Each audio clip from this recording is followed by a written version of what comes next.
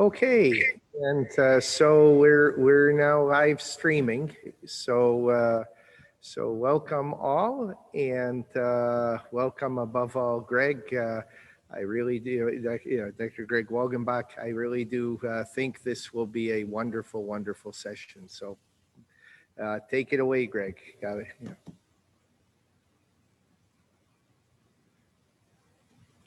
All right. Thank you very much, Father Dennis, and it's good to be with you all again. I'd like to start, if I may, with a prayer. This evening, I'm actually going to start with a prayer for dismantling racism. We're talking about peace tonight, but keeping in mind our Asian American sisters and brothers in light of this recent attack in Atlanta and what's been a marked increase in anti-Asian violence.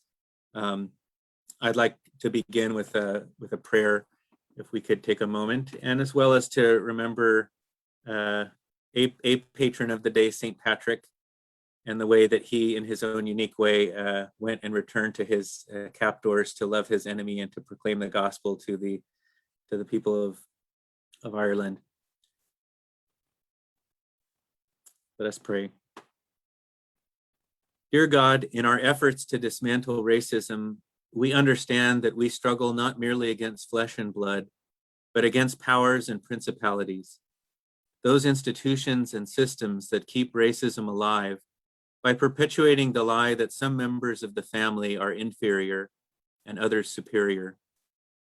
Create in us a new mind and heart that will enable us to see brothers and sisters in the faces of those divided by racial categories. Give us the grace and strength to rid ourselves of racial stereotypes that oppress some of us while providing entitlements to others. Help us to create a church and nation that embraces the hopes and fears of oppressed people of color where we live, as well as those around the world. Heal your family, God, and make us one with you in union with our brother Jesus and empowered by your Holy Spirit. Amen. Amen. And that's a prayer by the Pax Christi USA Anti-Racism Team, Prayer for Dismantling Racism. Again, I'd like to thank the parish, Father Dennis, and the other leadership for having me back a third time, and for being able to be together with you all for this Lenten series, where we've talked about, I was invited to speak on life, justice, and peace, and that's what we're doing. And I've taken the saying of Jesus in reverse order, where Jesus said, I am the way, the truth, and the life. And we talked about life the first week, truth the second week with justice, and this week we're going to talk about Jesus as the way by looking at the life of our sister Dorothy Day, servant of God Dorothy Day, and the revolution of the heart that she invited us into, and the way of peace.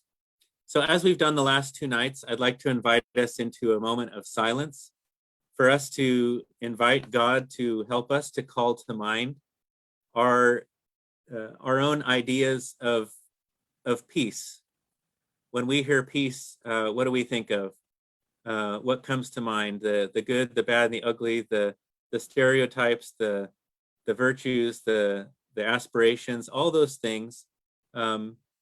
To acknowledge that they're there, and then as we continue in silence, to invite God to create some more space in our hearts and our minds this evening to receive a new word that he has to give us to deepen our understanding of peace. So we'll take a moment of silence here in the name of the Father, the Son, and the Holy Spirit.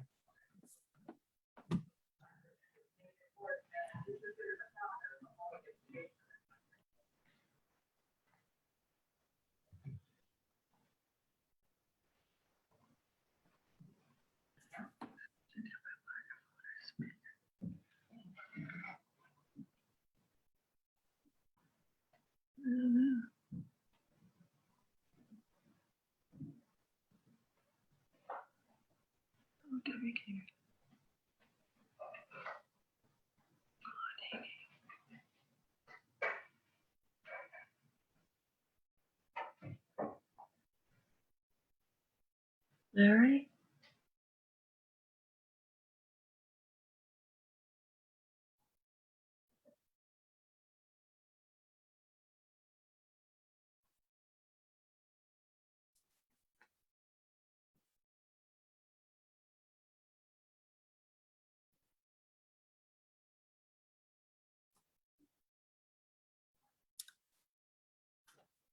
And now may, Lord, I ask that the words of my mouth and the meditations of all of our hearts together would be acceptable to you, O Lord, our rock and our redeemer. Amen. In the name of the Father, and of the Son, and of the Holy Spirit. Well, we're going to spend a good amount of time this evening just looking at the life of Dorothy Day. But as I've done the last couple nights, I want us to begin by acknowledging that we, as we think about what it means to be a people of peace, to live that peace, we could look back at a whole number and host of things of peace from the Old Testament, of the notion of shalom, of the notion of salvation and wholeness and justice and health. That word shalom, which has such a rich meaning. But I want to begin primarily tonight by inviting us right into the center of the second chapter of St. Paul's letter to the Ephesians, where Paul very explicitly invites us to consider how Jesus himself is our peace. And he says in the second chapter, starting in verse 14, "For Christ is our peace, who has made us both one, and has broken down the dividing wall of hostility by abolishing in his flesh the law of commandments and ordinances, that he might create in himself one new man in place of the two, so making peace, and might reconcile us both to God in one body through the cross, thereby bringing the hostility to an end. And he came and preached peace to you who were far off, and peace to those who were near. For through him we both have access in one spirit to the Father. So then you are no longer strangers and sojourners, but you are fellow citizens with the saints and members of the household of God, built upon the foundation of the apostles and prophets, Christ Jesus himself being the cornerstone, in whom the whole structure is joined together and grows into a holy temple in the Lord, in whom you also are built into it for a dwelling place of God in the Spirit." And that dwelling place, as we talk tonight about the way of peace, we could also talk about being a house of peace, right? A dwelling peace. And one of the things that Dorothy was known for was her houses of hospitality.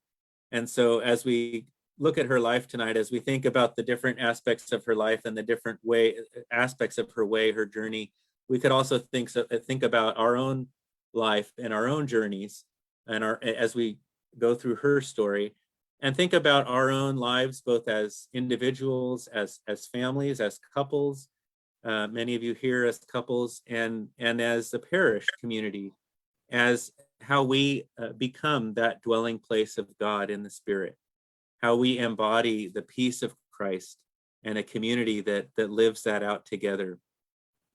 And that was one of Dorothy's really core convictions, and we'll get at that in a couple different ways through her story, but was that if it was possible for other people throughout the history of the Church of Israel and the Church to live in the way of God and to live the way that Jesus taught us to live, it's possible for us to do that today in very concrete and possible ways, and that we can actually do and live out the kinds of things that Jesus did and taught us. And so let's jump in to the life of Dorothy Day. So I'm going to split this into a couple different, about 4 different aspects. One is the way of her infancy, or her childhood, really, and then to talk about the way of conversion, and then talk about the way of hospitality, and then finally talk about the way of revolutionary global change. And that's intentionally kind of wordy and out there and provocative, because Dorothy, if there's one thing she expected, was that her small acts and her little way, and that little way of Jesus, and the little way of the little flower, and the many little ways throughout the history of the Church, that as those are actually lived out in our midst, it will bring about a change throughout the whole world. And that was a strong conviction of hers, and a very radical way to live. So I'm not sure how familiar everyone is on here with Dorothy. I'm assuming, like the other figures we talked about, varying degrees of awareness of her life and her story. She's a pretty well-known Catholic of the 20th century, so I assume some familiarity with her story. She was one of 4 people that Pope Francis pointed out as American models of faithful and inspiring Americans in his speech to Congress when he was here in 2015. But Dorothy was born on November 8th in 1897, and she would die later in 1980. So she really, her life covered most of the 20th century. She was born in Brooklyn, but her father, and she had a brief childhood there when she was very young, and that she has some memories of. But her father was a sports writer, and he accepted a job in Oakland here in California when she was pretty young. I think about 8 years or so, 8 or 9. And one of her earliest formative memories was being in Oakland with her family during the 1906 earthquake, the infamous, devastating 1906 earthquake. And she says that she can't remember whether her kind of intense nightmares and wrestlings with God started before or after that earthquake happened, but they were certainly wrapped up in it for her. And she does remember one thing really about that earthquake, but which is that she saw how people helped each other. So her family was in Oakland, and when the earthquake hit, for 2 or 3 days straight, there were boats coming across the bay of people fleeing the devastation and trying to get to somewhere where they could get help. And she watched her parents and all the people in that community welcome folks in and get them clothing and food and get them a place to stay and just react to that emergency. And what one author suggests that her life is kind of prefigured in that episode. It has all the elements of her life, the fear of God, a biblical charity, this elemental and biblical charity, and then this spontaneous community that just sort of came to be in that moment, responding to that crisis. But her father, the family was subject to the part of the impact of that, because her father lost his job, as many did after the earthquake, and so her family moved to Chicago. Now, Dorothy was a voracious reader. Claudia, and my wife, and I were talking about her life at various points over the last couple of weeks, and she was asking, because she really didn't convert till closer to 30 years old, when she really sort of got going in faith, and said, how does she learn all this stuff? Because she knew so much already, much more than many lifelong Catholics, as somebody who converted kind of later in her life. But she was a voracious reader, and out of everybody in her family, she was the one who was.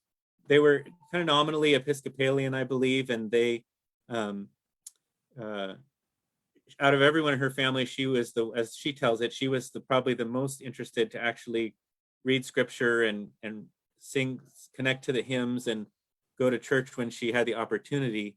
And so she had a spiritual connection, a draw to God early on, or at least to religion and to God. And so, but she was a voracious reader, and she devoured the works of Cooper and Dickens and Hugo and Poe and Stevenson, and socially conscious literature written of the time, like from whether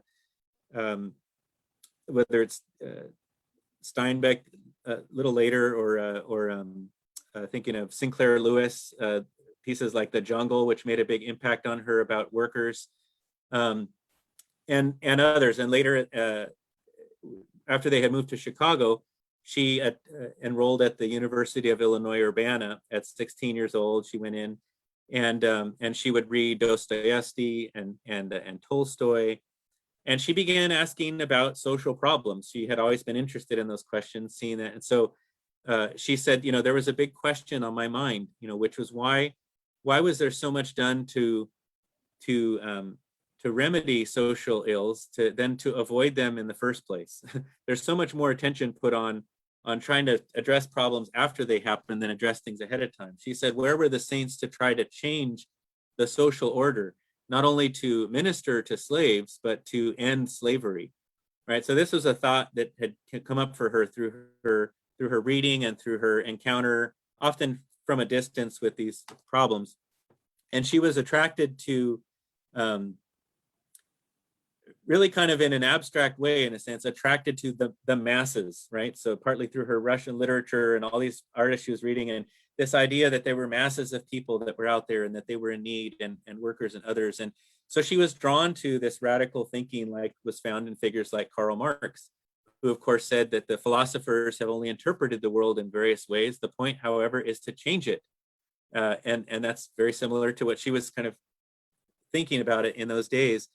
And 2 years after college, after she was enrolled in Illinois, her family then moved again to New York. And so she moved with them, and she ended up getting a job for a socialist newspaper. And again, so she's drawn to literature, to writing, and to these radical ideas of trying to address the social ills of the day.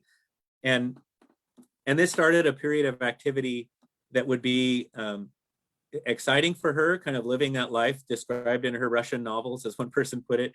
But it was also the beginning of what she called, the title of her autobiography, one of her many books, the long loneliness. And it was a period of time where she was surrounded by people and extremely full of yearning and loneliness and seeking, really.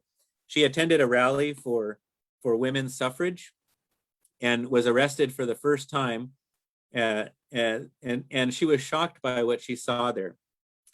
And while she was in jail there, she requested a Bible, and she found great comfort, I think, in reconnecting to some of the things she had read as a child. And she was drawn to, and she was impressed by what she read in the Psalms, and impressed by the comfort that was given there. But she had an extended period of time, as I mentioned, where she lived a somewhat sort of bohemian lifestyle in those days, and throughout that time had some very powerful experiences of God. And so I can't do justice to her life. You have to read a couple of her autobiographies and her writing. She's unique among those. She's the servant of God. She's going to be she's in the process towards canonization, but unique in the fact that we have so much of her writing. Because she was a writer, because she was a journalist, she wrote a lot, and she kept her diaries, and we have many of her letters. So it's really wonderful to read her in her own words, and to listen to her as well. There's many audio recordings of her interviews and a few videos. But so she lived this kind of bohemian lifestyle. And in the pandemic of 1918, the influenza pandemic, just over 100 years ago, which we've paid a little more attention to this past year, of course, and recalled that history. She worked as a nurse with her sister Della at Kings County Hospital in Brooklyn, and it's interesting as she tells it, and I think she's making the point that she learned a lot of her habits of discipline, of keeping the kind of schedule that she would later keep in some of her houses and her ministry, her attention to detail and her care for very practical, very oftentimes repulsive needs that people have when they're, exhibiting different kinds of conditions or symptoms and different things. And so she learned how to really kind of operate and be in that space. And so I think many of the things that she would later do in some of her work, this was a period of time she looked back to as a place where she cut her teeth on some of those things. So she acquired a lot of discipline during that period of time and that working, but not so much discipline that it would prevent her from falling in love and having a series of affairs through those years. And this initial influential one for her life, significant one, would lead to a pregnancy, and then a suicide attempt, and as well as an abortion. And the man that she was with he had told her to get the abortion, and she went and did it, was expecting to meet him afterwards, and instead she found a note and some money, and the note said, "Go and marry somebody rich and forget about me." And so she was left out on her own and really devastated in that moment. And this would be something that would have an impact on her But she didn't talk about it too much, and she didn't talk about it too much after a couple mentions in her stories. But it becomes a bigger thing because later, as we'll see, she does get pregnant again, and it's in a very different set of circumstances. But she so that would not be the last of her sort of wandering sort of years, but she had several years of really kind of many affairs, and it was sort of and she wrote a book actually about that period of her life, and she later regretted writing it because I think it was embarrassing to her later, and she actually sold the rights to a movie studio and got, I think it was about $3,000 she got for, which is a good amount of money in those days, to sell the story. I guess it was, people thought it would be interesting for people to go see on the big screen. So, and I don't even remember if it actually ended up being made or not, but she took that money and she ended up buying her first place in Staten Island, this fisherman's cottage, and she was able to at least, she did find ways to use her writing skills to make a living throughout her many years, which is great. And so so that kind of takes us from her childhood and the path of her upbringing, which was very very wandering, and was really the beginning of that long loneliness for her, to what I'll call maybe the path or the way of conversion for her. And her gradual conversion, as I mentioned, began in those years, because she used to say, she would talk later to some of her communist friends, and they'd say, yeah, we know you'd never make it because you talk too much about God. So she had, even in the days when she was attracted to socialism and communism, those things, she always had a draw towards God, and that people noticed around her. So I think that would come up in conversation, and she liked to talk about those things as well. And so she took that money from the movie rights to her provocative story of a few of her years, and she bought a fisherman's house on Staten Island, and along with a few other literary and bohemian couples, came out there, and they lived together in a small community there. And she eventually entered into a common law marriage with a man named Forster. And Forster was an anarchist. He was a good man by all accounts, by her and others around him. A man of great conviction, which Dorothy was drawn to. But he did not, in the end, was not one who wanted to have children, and he also did not want anything to do with faith. And so as she became drawn more and more to faith, that became a wedge between them. But she loved him, and they really had some years that she really looked back on fondly in this place. And among one of the biggest parts was that she was delighted to find out at one point that she was pregnant, and she wasn't sure that she would ever be pregnant again after what had happened to her, what she'd gone through, and her various things in her life. And so she was delighted about that. Forrester, the man she was with, was not didn't share quite as much in that delight in the same way. And as I said, it was ultimately that pregnancy, and including the decision to baptize her daughter, which I think was even more. He did come around to his daughter, who I think he loved in his own way more than maybe he thought he would. But when Dorothy insisted on getting her daughter baptized, that was sort of too much for Forrester. So she named her daughter Teresa after Teresa of Avila, a figure that she liked, and later on she would learn about Teresa of Lisieux, or Teresa of the Little Flower, the Teresa of Jesus, and she said, well, great, so she has two saints to watch over her daughter. And she was she did at that point know that she really wanted to and needed to join the church. And there's several different ways that she talks about this, and it's not entirely clear. And I think it was a long process for her. But just as in the way that she was sort of drawn to the masses in this interesting, what I said initially, an abstract way, that interested her in communism and in some of these other radical political ideas. She eventually, during this time, talked about how the church, the communists claim to have be on the side of all the masses, but she said, when I look out, it's the church that actually has claimed the allegiance of most of the masses in every city that I've lived in. It's the masses of workers and the immigrants and the everyday people who are coming in and out of the parishes and the churches and who are being who find life there and who are the life of these parishes. And she thought the masses are actually with the church and the church with the masses in this interesting way. And I think that was the part of what led her to begin to reflect more on the idea of the mystical body of Christ and what it means that we are joined to Christ. And so her desire to be with the masses was sort of part of her conversion was being drawn to the church, which was the place where people really were being she thought cared for and had their allegiance connected with their loyalties there. Now, she would be one for many years to put out a lot of challenges to the church.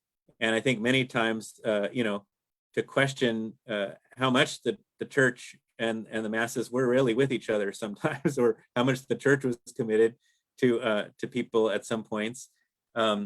She has, and I'm going to jump ahead here to just because it made me think of this other quotation, which I've always liked of hers, maybe being a convert as well. And she said at one point, she said, as a convert, I never expected much of the bishops. She said, in all history, popes and bishops and abbots seem to have been blind and power-loving and greedy. I never expected leadership from them. It is the saints that keep appearing all through history who keep things going. What I do expect is the bread of life, and down through the ages, there is that continuity. And so for her, it was the saints throughout the ages, and it was the Eucharist, the bread of life, that kept her coming back. And of course, many of those saints and many of the people Dorothy held dear, some of them were bishops and priests and people who were in the church. But for her, that was never the expectation for her of where her commitments were going to find their fulfillment, and their, all of her convictions or aspirations were going to find their, perfect form. She didn't expect that. So she was in Staten Island. She wanted to baptize her daughter, but she didn't know how to do that. So she saw a nun on the side of the road, and she asked her, she's like, I want to get my daughter baptized. What should I do? And so this sister started meeting with her and kept telling her, well, how can you raise your daughter Catholic and unless you're a Catholic? You need to become one first. And so she began to meet with her and eventually did have her daughter baptized, and she was baptized conditionally in those times and confirmed in 1927. So she was 30 years old when she finally made that the commitment to have her own allegiance and loyalty to Jesus in the church. And that was it was a very, again, you have to read it someday if you can, or if you haven't already, in her own words and in her writings, because it is a long and winding story. But after that, she still was not sure. She was sure she wanted to be a Catholic, but she wasn't sure what she was going to be doing with her life. And she actually went to Mexico on a contract to write for the Catholic magazine Commonweal. They asked her to report there on the conditions under persecution down there. And she would later refer to that time as really influential to her, seeing firsthand the power of everyday Catholic people, the poor, the faithful, who basically kept the faith moving forward in a time of great persecution in Mexico. And a lot of times people focus on it. In fact, she mentions the Cristeros movement. People tend to focus on that as the armed rebellion movement, but that was really a pretty minor and small movement overall in the overall story of Mexico. And for her, she was impressed by the way that the faith was mainly maintained throughout Mexico by the strength of and love of the lay faithful, who who kept the faith going underground and for many years, and that would inspire her over the years. So she was there for, I think, about 6 months, and then finally returned to New York and went to a couple other places. But she she kind of landed back in New York after some traveling in 1932.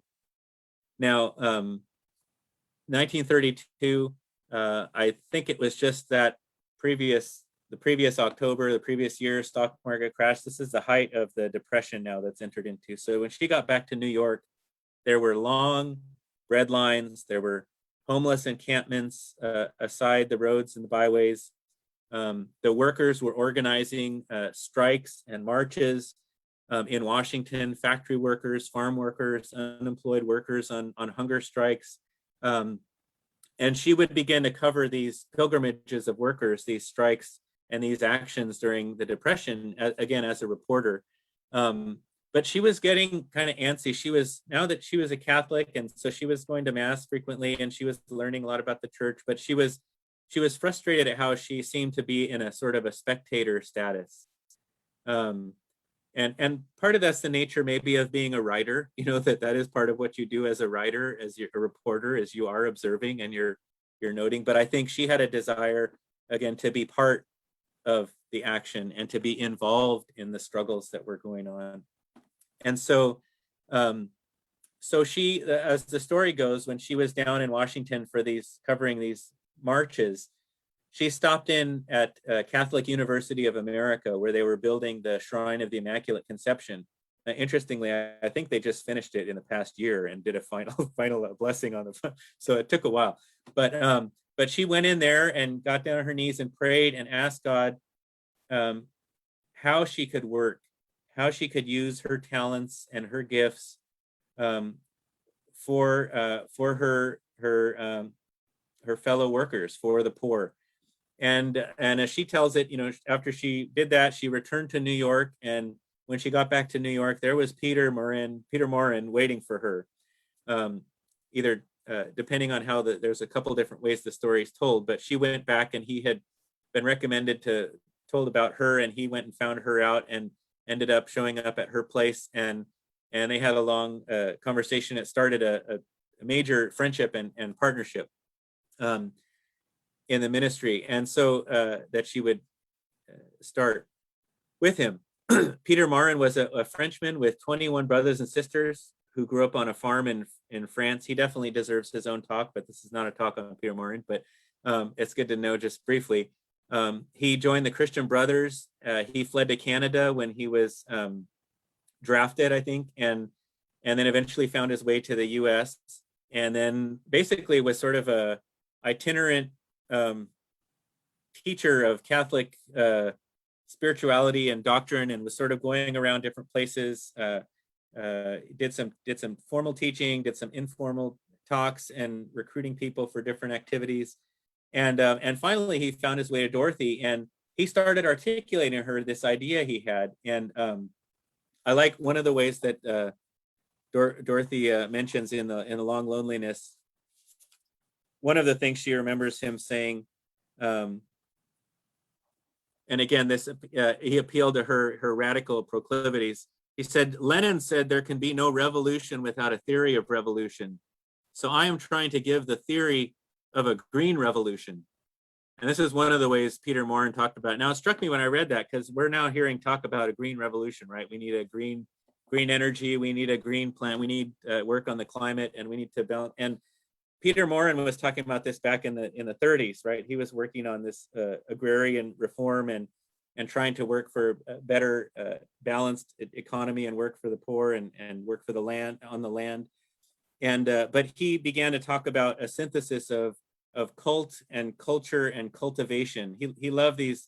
He had a series of easy essays he would write later on, and he loved to write things in syncopated, short, memorable ways as a teaching tool for people. But cult, worship and culture and cultivation of the land. And he had this vision for bringing all this together. And one of the ways Dorothy heard it in those early days, it kind of came like a fire hose from Peter. But that he had some particular elements. He had a vision for a newspaper to basically influence the thought of Catholics in the US, of everyday people, of workers especially. He had a vision of houses of shelter, houses of hospitality sort of things. And then he had a vision of organizing agricultural sort of communes, right, farms and cooperatives on to work the land and to help provide for people, mutual provision. And those were three of the big things. So after much conversation and roping in a few other people, they basically got to work starting on this idea. And the first Catholic worker newspaper was sold on May Day, May 1st, 1933 in Union Square. They went out and started distributing papers.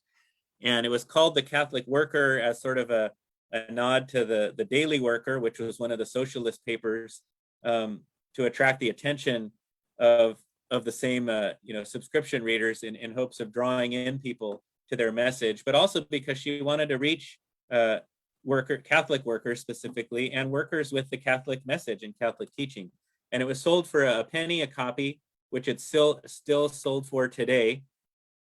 And and it began the distribution, and she has a lot of great stories about the reactions that she would get from people. And they began to do their outreach, and she would have people ask her, so they would reach out to people who were on every side of the spectrum, across the whole spectrum, right? Some people who were horrified just at the title itself. This is some kind of communist thing you're throwing at me. And other people who were abhorred that they were handing something that had the word Catholic in it to them. And she would talk to some of those, folks who were drawn to Marxism or socialism, and they would ask her, what is your program, or what are you working on? And she would very kind of slyly quote, well, it's to each according to his ability and from each according to his need, quoting from Karl Marx. And they'd be like, oh, well, that's right up our alley. And she'd say, well, you can find it in the New Testament too, if you read Acts 2 and 4, and I can show you how that is actually a Catholic principle of working, having everybody contribute with their gifts and everybody giving to provide for the needs of the community. And so she, throughout her whole life, really masterfully was able to thread this needle through these various audiences, where she was able to communicate a very radical social justice message that was deeply, deeply rooted and founded in Catholic teaching and life and principles and the Eucharist, and which really confounded everybody involved. So, Catholics who weren't expecting that kind of a prophetic justice sort of message were suspect of her. And the social radicals of the day were very suspect at her trying to come at them with a religious or a Catholic message. And so she was really a adept at being able to communicate to these different audiences. So moving ahead, though, she rented a house, a farm on Staten Island to use as a halfway house to begin some of this other work. And eventually they bought a farm in Pennsylvania to start an agricultural commune. Now, the farm, in the days of her early days with Peter, the farms that they did never really took off in the way that they intended. Today, there are a few, I think a handful of Catholic worker farms, some run kind of by individuals and some that are cooperatives, communities together. And so there are a few today that I think are probably working better and more successful than the ones that she tried early on many years ago. But she stayed in the city and really focused on two things. One was she began to open a house of hospitality, and which is really a whole nother story. She wrote a book called, I think it's called maybe Houses of Hospitality, something like that, that tells that whole story in much more detail. But the other thing she did was to begin to have these round tables where she would just get people together and talk. And in the very early days, they were trying to work out their ideas about what is a Catholic worker, this new thing we're sort of coming together to do. What is it? And what are our principles? And one of the key principles that they confirmed in those early days was the pacifism, the principled pacifism of their movement, and that their commitment to peace took a very particular shape, and was a commitment to peace that was really a commitment to complete nonviolence. And so that was something among some of the other ways that they ran their houses, and how they, in the Catholic Worker, they filled the pages of the Catholic Worker copies with quotes from the early church fathers that talked about living this life of giving to the poor, and that what the what the relationship between the poor and the rich ought to be, and what we owe to one another, and quotes that we that were people to not know that it came from a church father, they would consider it kind of radical or maybe suspect, but then they would make sure and help people understand that these are things from the Bible, these are things from our church tradition, this is our Catholic social doctrine. And they would put it all out there, and then they would have other articles that discuss current events and issues of the day from their perspective, which was coming together. So in the 1930s, she addressed primarily workers, the crisis of the Depression, and really getting their paper out, their philosophy and those things up and going.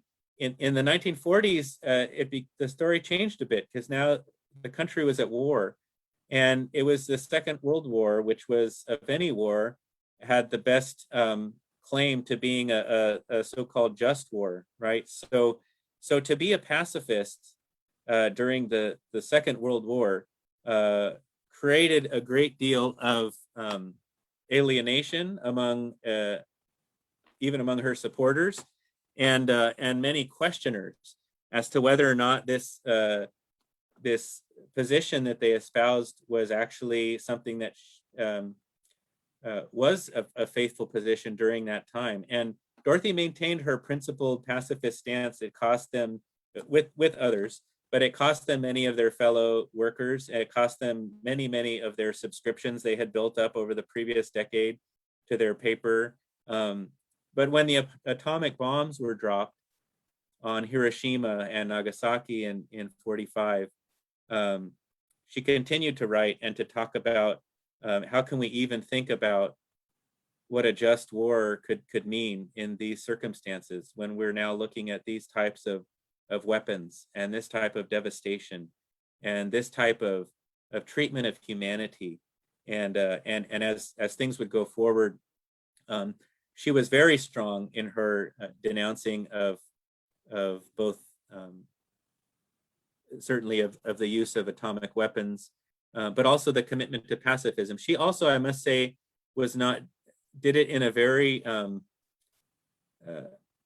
don't know a better word to use than a non-judgmental way. She was very careful not to ever make it personal or make it a judgment on any individuals or criticizing. She had the ability to uphold and support people who served in the military as people, as human beings, but while being able to maintain a principled stance of nonviolence and opposition to war. And so she was very able to do that. But the thing she said about the atomic bombs, especially, and the possibilities of a just war,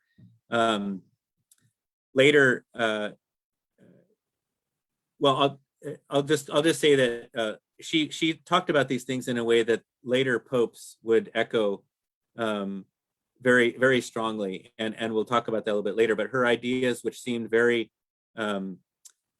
very radical and very extreme or outliers at the time, would later be heard from the mouths of the Pope of Rome, several popes in a row. And I can't say that those ideas have yet become mainstreamed or practiced in very wide ways, but the teaching is becoming more and more a part of the church in a different way. So Dorothy had, to sort of summarize that, she had this simple idea that what the saints called the imitation of Christ, and she loved the Thomas à Kempis book and other books along those lines, and what the Desert Fathers had done to take radical actions to live out the teachings of Jesus, that those things could be achieved today in our communities, that they can be lived out in our families, in our parish communities, in groups of people coming together to seek to live them out together. She remembered and she agreed with St. Catherine of Siena, who said famously, all the way to heaven is heaven, because he said, I am the way. And that's kind of a part I want to really highlight for this topic tonight, as Jesus being the way, including the way of peace. She said, as Catherine of Siena, all the way to heaven is heaven, because Christ said, I am the way. And it was Dorothy's conviction that we can't just think about the destination, without thinking about the one who is the way to that destination, and that how we live along the way and how we live out our faith, how we follow those teachings of Jesus is of immense importance, and is the way that we get to the end. Now, the final little section here I mentioned is the path of revolutionary global change. Part of that change is just the way in which Dorothy's ideas and the things that Dorothy and other Catholic workers would begin to have influence in greater exposure to the social encyclicals of the church, starting with Rerum Novarum on workers, but throughout the history of the social encyclicals, making those more accessible to everyday people, everyday Catholics, helping people to consider ways that they could actually put into practice those teachings in support of workers, in support of greater justice in society, in support of peace. And so in the last part of the 1950s, Dorothy participated in several different acts of civil disobedience, as she would throughout her life and her work. But in the later 50s, they would have civil defense drills. And this is a few years before my time, but there were drills, to consider what we ought to do in case of a nuclear attack, and where citizens had to take refuge underground in shelters whenever the alarm would go off, and if you didn't, you'd get in trouble for it. And so Dorothy decided that she was not going to do that. She thought that was a really silly idea, and that we all know what's going to happen if a nuclear bomb hits New York City. And going into a little shelter is not going to make one lick of difference for any of us. And later in an interview that I heard recently, she speculated, she said, all I could think of is that, the mucky mucks and the folks who were going to come in to do the cleanup, or the military, or the politicians, they would be glad to have all the masses of people just sort of buried underground, so they wouldn't have to step over them when they came in to deal with the aftermath of these disasters. She couldn't fathom why that made any sense, other than to be kind of a sort of propaganda and psychological control of the population, and to push a certain agenda. And so she refused. And it was something for her, going with our previous themes, that didn't fit with a view of life, a dignity of the human person.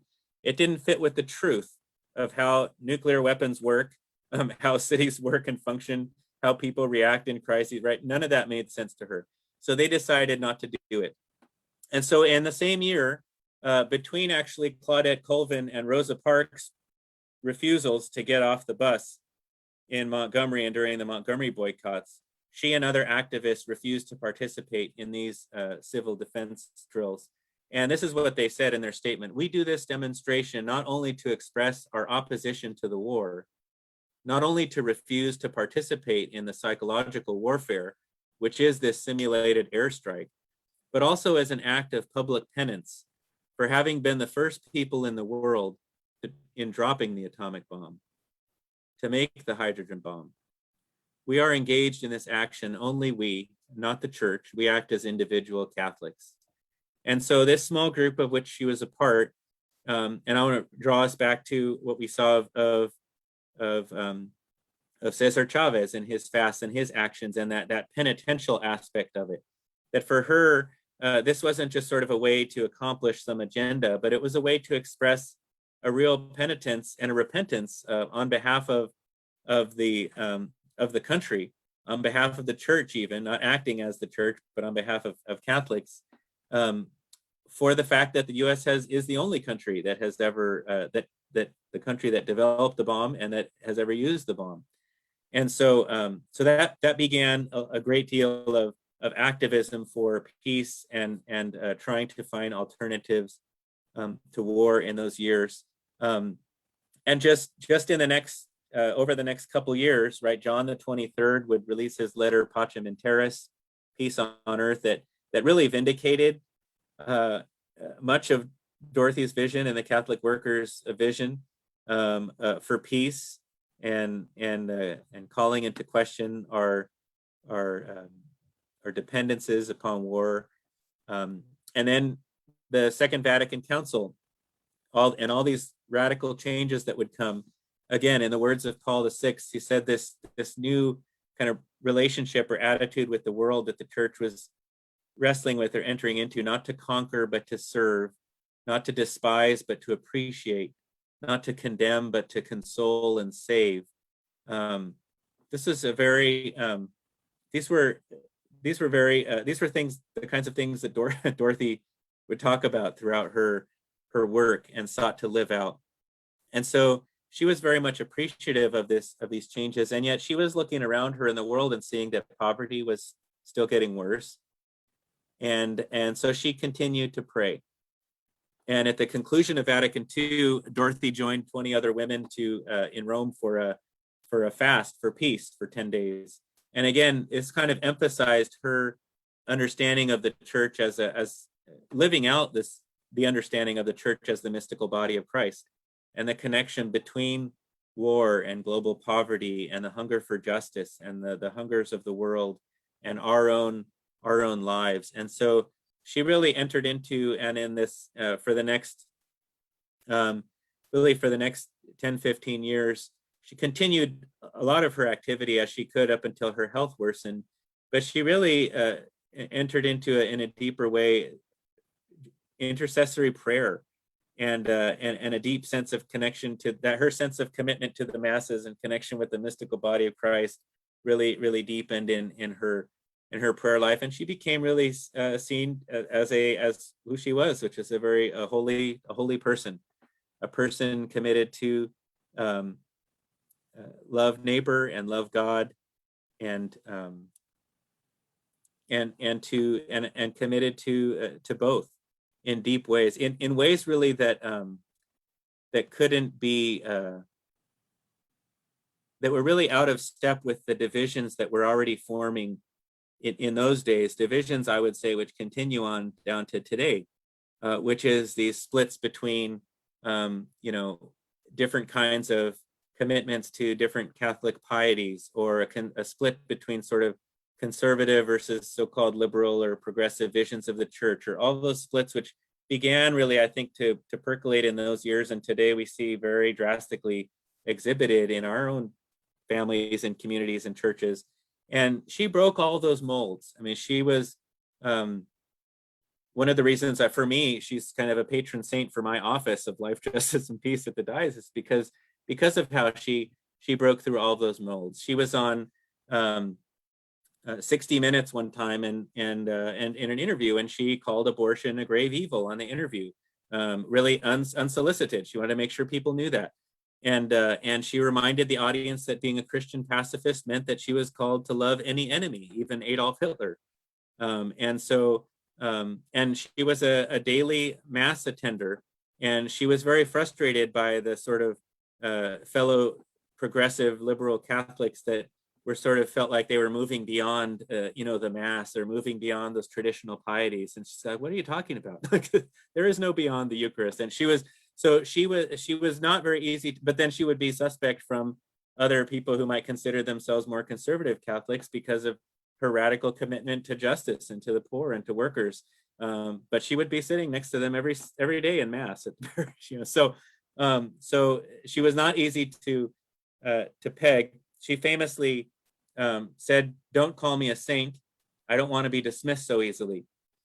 And some people have taken that to mean that she would be horrified at being considered a saint in the church. I'm not sure that's really the case. I think what she seems to have been getting at is that, because she wanted to be holy, she was living the life as a saint. She wanted to be a saint, but she wanted to make sure we didn't forget what it really means to follow Jesus, and the ways that we very easily sort of smooth out the lives of our saints, and we tend to forget or not talk about the weirdness in their lives, or the things that were sometimes very countercultural in their lives that don't fit our understandings. We sort of leave those out, and she didn't want to do that. One person said she began to be given a great deal of honors, accolades towards in the 70s, and one person said, she didn't turn down the honors, she just sought to complicate them. So she made sure she made very interesting speeches when she received those honors, and she made sure that people knew who she was and what her commitments to Jesus really entailed. One thing I'll just mention as a tie back before we conclude is that Dorothy had first, actually back in the 30s, she reported on early unsuccessful farm worker strikes in California. And as I mentioned, she lived back in California for a little while, so she knew about some of the things going on there. But she first wrote about Cesar Chavez in 1967, and she immediately saw in him and his movement a model for the type of society that she was advocating for throughout her life. They were workers themselves, right? Themselves organizing for justice. They were committed to nonviolence, dedicated to Jesus and the Virgen de Guadalupe and the faith. And so for her, this was what she had envisioned kind of out in action out there. So in the years when many people in the peace movement were moving towards a greater degree of stridency and sadly kind of an unhealthy extremism. These are the days of people starting to self-immolate and commit suicide in protest or other things, and in that as some of those the move towards greater stridency happened, Dorothy really lifted up the farm workers, United Farm Workers, as a model response to the hunger for justice. As I mentioned, as her health worsened, she began to spend most of her time in contemplation and prayer. Figures like Cesar Chavez, Mother Teresa, many other figures, some well-known, some lesser known, came to just visit her and sit with her. And she was because she was a holy person and for who she was and for how she had lived. And she died on November 28th in the year 1980. And so we looked at the path of her childhood, the path of her conversion, which was not really a peaceful one in many ways. It was a very rocky road, but she found peace. She found God in the midst of her wanderings, and then the path of true hospitality and solidarity with neighbor in so many ways, and then the path of this revolutionary change. And I'm going to just end with a couple of quotations here from her. A few that have always very, very much stood out to me, just for us to reflect on as we close, and then we'll have a few questions and comments. This is something she wrote in a letter in 1970. She said, "I am convinced that prayer and austerity, prayer and self-sacrifice, prayer and fasting, prayer, vigils, and prayer and marches are the indispensable means. And love. All these means are useless unless animated by love. Love your enemies. That is the hardest saying of all. Please, Father in heaven, who made me, take away my heart of stone and give me a heart of flesh to love my enemy. It is a terrible thought. We love God as much as the one we love the least." Repeat that last part, which you probably heard before of hers. We love God as much as the one we love the least. And some 30 years or so earlier, she would write,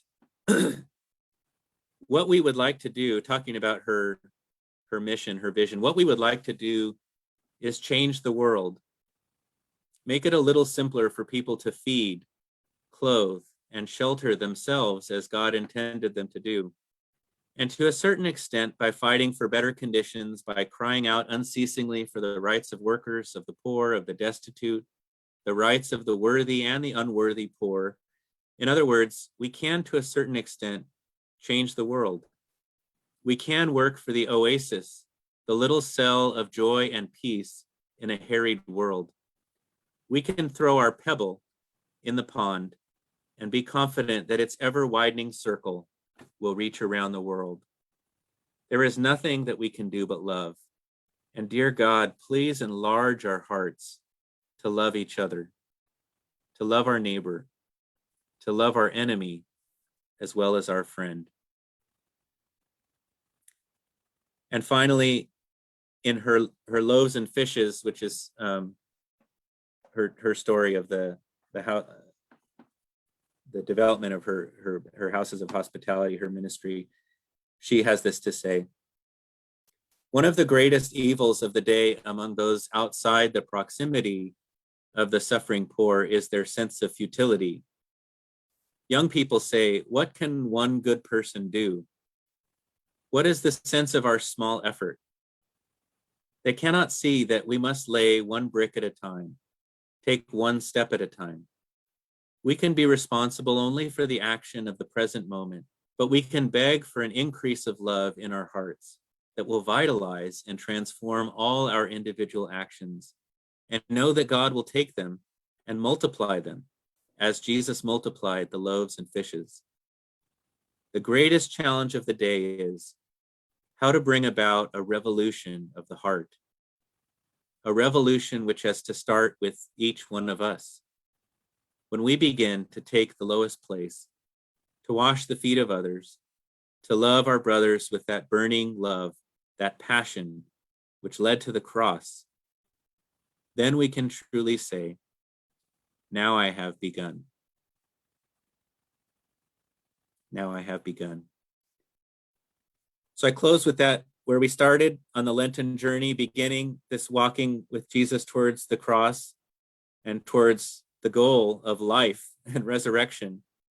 And that we begin again, hopefully, to renew ourselves to the work of life, the work of justice, the work of peace, to the great joy, even in the midst of suffering, and that sometimes often results in suffering, of following Jesus, who is the way, the truth, and the life. I'll conclude there and invite, just invite if we have any questions or perhaps comments from folks on the line.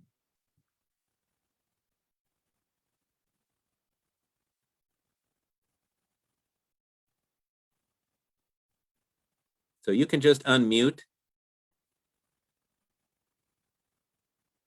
Okay. Ready. Did you say she's an only child? Or No, she And had several siblings. Yeah, I don't have the number in front of me right now, but she did have several siblings. She had worked at the hospital with her sister Della. She had a couple of brothers who were, I think several of them who were reporters. One of her brothers ended up being held by the British. He became a Nazi sympathizer, essentially. In one of her letters, she writes and asked for prayers for him, because he was over there in Europe and he had been caught up in the time of the war, and she asked for prayers for him. But she also asked and wrote asking for leniency for him. But yeah, she had several siblings. Yeah. thank you. Thank you.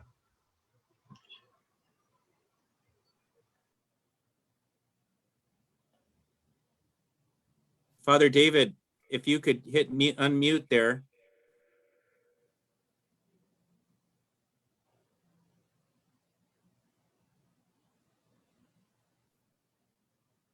Should be in the bottom left with that little microphone. Okay. There, I think there you go. We can hear you. Can you hear me? Okay. Yep. Just to kind of, because I hadn't almost noticed that the three people you mentioned, saints or whatever, women, to give a little emphasis on that in the time when, saints and all those popes and everybody, the great contribution of the women in the Catholic Church, has, it's not brought out enough, even in my own way of thinking and things. So I appreciated that very much. And I think it makes a big difference when you think of justice and they're fighting for the rights of, it's the women that have always been there. Thank you. Thank you, Father David. We always look to saints of centuries back, like Teresa of Avila, but these are people in our lifetime. These are people that walk the earth the same time that we're walking the earth. And if we could just take a moment and appreciate their life also, that they're also, saints that are living our own lifetime, like Mother Teresa too, so that we need to see these examples that are today, really. Very nice. Yeah, so as I mentioned, one of the amazing things about Dorothy is that there's a great what's his name? Not Daniel, that's the father. Robert Ellsberg, the son, put out a couple volumes. There's one called there's one volume of her letters, and there's another volume of her diary entries. And they're, it's over 500 or 600 pages long, but it's riveting. It's amazing because you can just look through there. It's all dated, and you can think about what was going on that year in the life of our country or in our history. And you can watch what she was interacting with every day during those days, from her diary to the public letters she was writing to some people who are famous, some people who are not known to us, but including one letter that I love, that was a response back to the IRS. They famously, the Catholic worker did not pay income tax. They would pay taxes on their property, but they did not pay income taxes because they didn't want any money going to a large percentage of that goes to the military, and they didn't want it going to those things. And so so she would occasionally get letters. And so one letter, there's a letter that's included to this poor man at the IRS who had the job of writing to Dorothy, asking for the money. And she sent him a wonderfully cordial letter back, but basically saying it would be wonderful if we didn't really have to meet in person, but you could just review these materials that I'm going to send you that explain our philosophy. And here's some things about the Catholic doctrine, the social doctrine of the church. And I would love for you to read them, and then maybe we can discuss them later and see what you think. But she gave him homework, in the letter, but she sent it back to him and had him do it. And there was another time with the city of New York where there was money from a property that the workers had sold, and it was a pretty large sum of money, so it had a pretty large sum of interest that would come along with that because there was a delay in getting it to them. But they sent the city of New York the few $1,000s of interest back because they didn't believe in usury. They didn't believe in making money off of that interest that was being invested in other things that maybe they disagreed with, and just the concept of usury. And so she writes the city and says, well, I'll have to point out to you that for most of the church's history, we were very much opposed to any usury at all.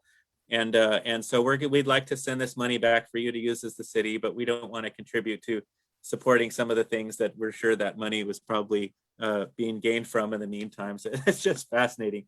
So there's those kind of nuts and bolts things. And then the very close friendships that she had with people. But as Enadina, as you said, just the way that we can have a window into the soul, the mind, the heart of somebody who was really a saint living in our times and dealing with the same types of things that, some of which we all deal with, and others which we could deal with if we live the kind of life that she lived.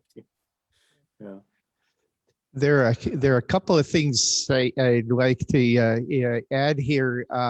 First, as I say, also to the Spanish group, and as I look at the list, I think a number of you will roll your eyes and say, of course, but there are others of you who may not know. I mean, there is really an excellent movie about her that was made by the Paulists named Entertaining Angels. It's about the early years of her career, or her setting up of the Catholic worker in New York, and it's just beautiful. Martin Sheen plays Peter Morin in that film. It's really, really very, very good. Again, for a number of you, you'll roll your eyes and say, of course, and blah, blah, blah. But others may find it very, very nice. And it really is very poignant in many ways. The other thing that, of the three people, I mean, obviously the one that I know the most about was Dorothy Day, certainly. And then also that, honestly, what I always liked about her, honestly, was in effect her sense of humor. That she was a tough lady, and she was, yes, a massive contradiction to so many people. I mean, she was truly a prophetic figure in so many ways. I mean, again, as you said, Greg, that she was a pacifist during World War II, and a open, loud pacifist during that time, which is just incredible. Then in the 1950s, and again, thinking about that is, again, as you mentioned, this of opposing the nuclear test drill or the civil defense drills in New York. And even how doing that at least one time she and her community went out to Central Park or to a park somewhere and just played volleyball during the test. And I mean, and exactly of saying that there's no point in this, that if there's a nuclear war, this place will be completely destroyed. And as you say, okay, that it might actually save people time if you're buried already underground. That there's, and I mean, to say that in the 1950s, okay, was amazing.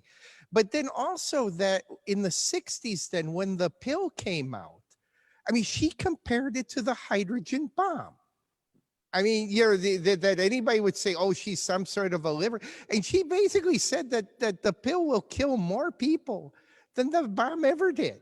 I mean, and it's just really a striking thing of comparing those. And finally, I suppose what I liked, I think it was the 60 Minutes interview, where Chris Wallace or whoever was doing the interview, I know Wallace, I forget his first name, but then he was saying that Mother Teresa would be is always said to be that she had a sort of a soft velvet exterior, very very nice, but an interior of iron conviction. And he said Dorothy Day has an exterior of sandpaper and then an interior of the iron conviction. And the sandpaper was the humor. I mean, that a lot of it, I mean, she was very prickly but very funny and certainly very much to the point. And I don't know, maybe ultimately it is that she did like Dostoevsky, she did like Chekhov, all the Russian authors and so forth. And I don't know if part of it is a sort of a Slavic sensibility that was somehow inside of her, but I always related to that very, very well. And, that she was one funny woman and also one challenging one to everyone. Anyway, that's what I just wanted to share. That's great. Thank you, Father Dennis. In addition to the movie you mentioned, which is a fictionalized but good movie, there's also a documentary that was just recently released on PBS. I put the link in the chat to everybody if you want to link it and watch it later. If you haven't seen it, it's excellent. Very recently done, and it's free, available online. Yeah. Thank you for that, Father Dennis. Hey, Greg. I was just wondering if you've got any comments about the state of the Catholic worker movement today. Oh, well, I wasn't going to speak too much of that. I know I see Leah Smith's picture on him, but I didn't want to put her on the on the page to have to talk. But if you're not familiar with the Isaiah House Catholic worker, Orange County, I hope that you are. I commend them to you for, I would be remiss to not include for your donations, because I can say that, but also for volunteering when that's possible, when we're not in a pandemic. But every worker house has their charism and their different work that they do. So, some of in Orange County, the Isaiah House works with homeless women primarily living on the streets and offers room and builds community there. But they also feed many people from the house and near the Civic Center before and elsewhere. Most of the houses do some kind of feeding. That was a central core for Dorothy and the worker was making sure people are fed. And it was not dependent on anything that you did or brought to the table, but it was just, no, everybody should eat. That's a pretty core conviction. And so some of the Catholic worker houses have, are across from prisons, and they might work with people coming out of jail and making sure that they have transition. Others, as I mentioned, there are some that are farms. And so it really runs the gamut. I mean, I don't want to speak too much to that. I mean, I'm familiar with the worker house up in LA and a few across the country. I think you'll find as many different experiences of probably community and spirituality and other, situations. So there's I think the influence continues in the presence of those communities, and then through the publications. I think of also the Zwicks in Houston. I think Mike and Adina, I think you worked with them when you were in Texas, and they had a very strong paper that they ran, wonderful articles, and did great work over there. Maybe Mike, you could say something about that house. Casa Juan Diego. The Juan Casa Diego, Juan yeah, Diego, they still have a very, very, very good paper they send out regularly too. yeah, and they focus on work with migrants at that house, correct? Right. What type of relationship does it have, did the Catholic worker movement have to diocese? If Yeah, any? so oh, go ahead, finish your question, sorry. Well, that's it, if any. Yeah, so so at a few points, Dorothy was called in to, because, you know, of course, if you have the name Catholic in your title, canonically, you fall under the jurisdiction of the bishop. That's part of canon law. So she did at one point have the diocese up in would have been New York or Brooklyn up there at the time, you know, ask some questions about, you know, would they consider changing their name? And there's a few letters about that, which I can't recall the whole content of now, but they're pretty funny because they talked about how we talked about it, and we really think we should change the name. But if you, for these reasons, she was partly of the conviction that, you know, she was very deferential to, because she was so committed to the church. She was very deferential in her own way to the church authorities. You know, so if she was, you know, she writes in one of her letters, she said, I got a letter from the Chancery, you know, the pastoral center, and they said, you know, next time you're up on, you know, 90th Street or whatever it was, 63rd Street, you know, please drop in. And she said, well, I was tempted to write, well, I'm down here on First Street and I'm really never in that area, so I probably won't be up there in several months, but we'll see. But of course, she says, no, I went up there the next day and made sure I went and dropped in and talked with them and addressed the concern. So she had her own way of, I think, she was of the conviction that you shouldn't really need to ask for permission to do the works of mercy. That's something that's so basic to being a Catholic that you shouldn't have to ask permission for that. But then she knew that as they were getting to issue with property, with you know, properties and with some of the peacemaking activities and protests they did, that there would be conversations and things to do, which she did dutifully. You know, she was not offended by that, but she also wasn't afraid to speak the truth and to challenge the diocese and the bishops and the local priests. And many of the priests were with her in the house and would sometimes be a part of their communities. But like I said, she was very deferential as well. So she knew if it came down to it in the end, she would do what the church asked her to do. But she knew how to never let it come to that, if you know what I mean. So she was very persuasive and made sure to work something out before it had to be that kind of a drastic situation.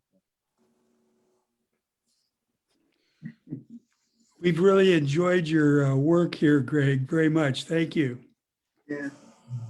Oh, you're very welcome. It's been just a pleasure for me to be with you and just to read up even more and go back to some of the sources on these people that I really love, these figures. I have to say, especially for me, Sister Thea and Dorothy Day both were people that I was looking to and asking for intercession during my cancer bout and continued healing. And so I'm very grateful. I've had a lot of conversations with them over the last months, and so I was glad to be able to get to talk about my friends. So it's been a pleasure to be here with you all, and I wish you a blessed remainder of your Lenten journey, and look forward to the days. Oh, you know what? I know this always happens when we're done. I did want to mention, so in the postscript to the long loneliness, Dorothy says, she's kind of summarizing, she talked about her journey. She says, well, we were just sitting there talking when Peter Marin came in. We were just sitting there talking when lines of people began to form saying, we need bread. We could not go say, go thou be filled. If there were 6 small loaves and a few fishes, we had to divide them. There was always bread. We were just sitting there talking and people moved in on us. Those who can take it. Some moved out and made room for more. We were just sitting there talking and someone said, let's all go live on a farm. We were just sitting there talking. And she ends her autobiography talking about what God did and how that when we were just sitting there talking. And I did want to say both, it reminded me that I've delighted being here sitting talking with you all. I'm also very worried that as we've gone so much in the pandemic, as isolated we are and as dependent as we are on Zoom for particular meetings like this, I'm afraid that we just don't have as much time when we're just sitting around talking with one another. And I would just throw that out there as a challenge for our communities, for our prayer groups, for our parishes.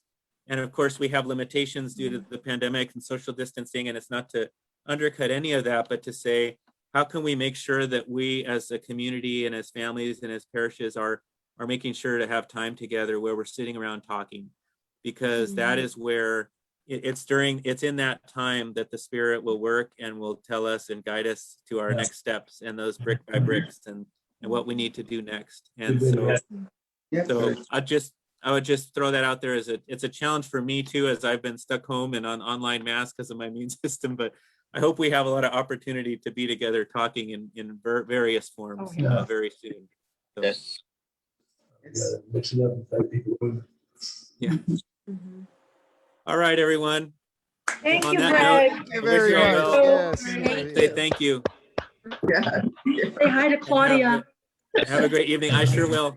Tell Take her care, thank you everyone. for sharing you, for letting you I will. share your time with us. Thank you. Take care, everyone. Bye. Good Good night. night, everybody. Good Bye-bye. night. Good night, everybody. Many blessings. Good night. Good night. Appeal out.